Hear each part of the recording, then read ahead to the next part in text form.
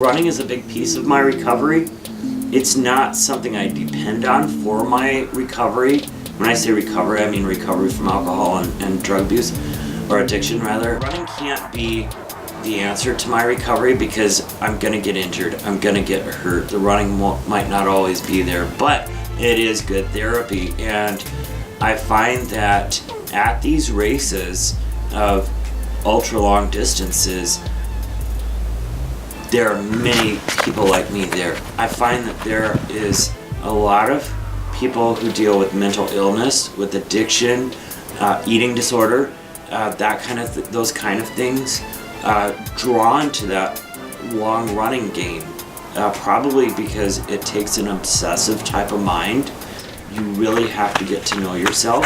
I think some people will say, oh, you're exchanging addictions. You know, you gave up booze, you picked up running. A guy I know described it really well when he said, when I was using it, I was always putting masks on. I didn't even want to know who I was when I was using. I didn't want to face who I was and those hard truths.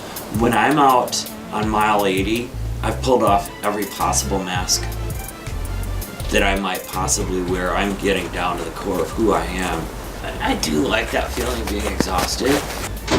And I do think that sometimes it takes a good several hours before you're really feeling good running.